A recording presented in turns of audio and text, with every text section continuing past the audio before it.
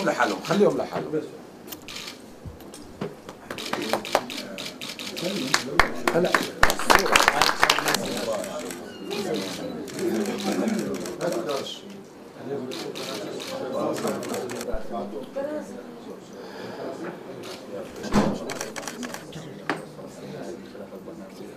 صورهم هم يتناجوا يا بعدين بحكي. اهلا وسهلا. احنا الحقيقه فرحانين جدا بهذا الشاب العظيم اللي رفع اسم فلسطين في محفل مهم وهو محفل الفن. احنا شعب حضاري، يعني بمقدار ما نحن نناضل، بمقدار ما نحن يعني صامدين في حياتنا السياسية، أيضا نبحث عن الفن وعن العلم وعن التقدم وعن التميز، وهذا الحمد لله في كل مكان.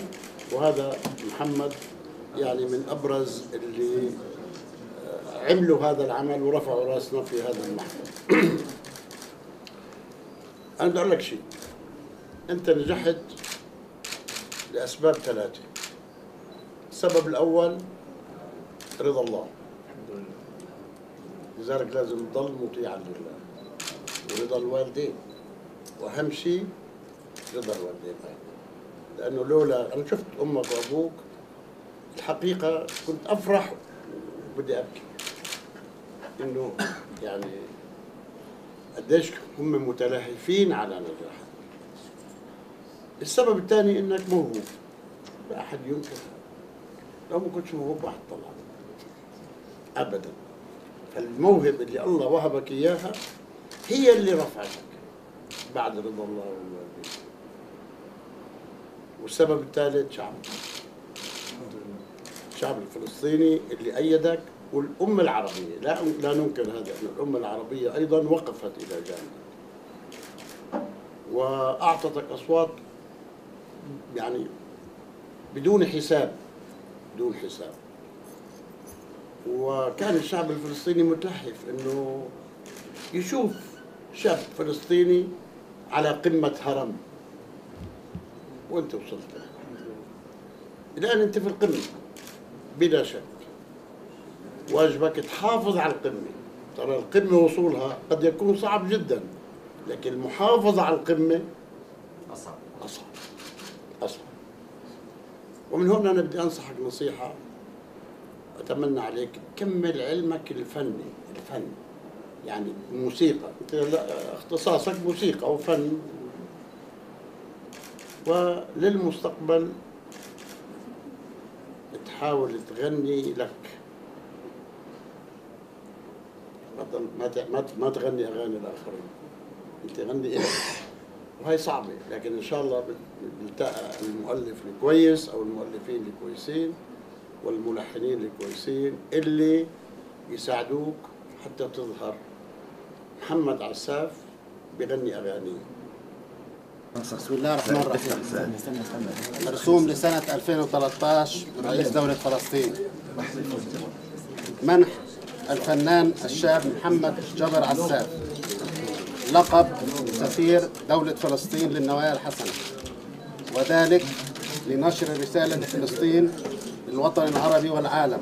وقد أعطي هذا اللقب تقديرا لموهبته الفنية الراقية التي رفع من خلالها اسم فلسطين وشعبها عاليا في سماء الإبداع والتميز، وهو ما كرسه فنانا وطنيا وعربيا ملتزما بقضيته وقضية وطنه وشعبه. محمود عباس رئيس دولة فلسطين.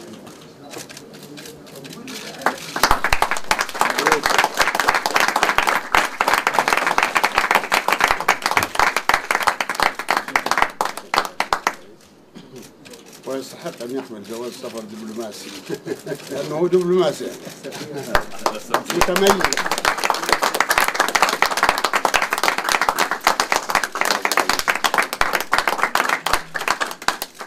بأمانة أنا بدي أشكر كل الشعب الفلسطيني اللي دعمني وساندني ووقف لجنبي، وكل المؤسسات الوطنية من بنوك شركات الاتصالات، وعلى رأسهم سيادة الرئيس محمود عباس اللي دعمني من بداية البرنامج، وكان يعني محتضن لموهبتي.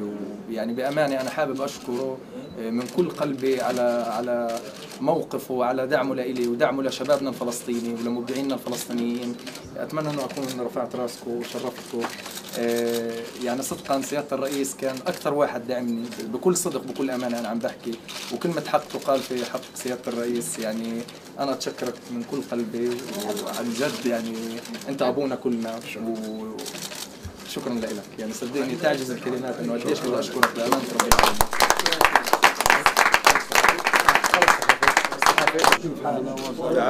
تفضل يا حاج. المبروك لنا ولك للجميع، لأن محمد ابن الشعب صراحة. معلوم بس هو انا قلت له نجاحك برضا الله ورضا الوالدين. صحيح والله في انا كل ما اشوفك تبكي. تعال هون يا حاج، تعال شرفي شرفي. حسن اخذت الصورة.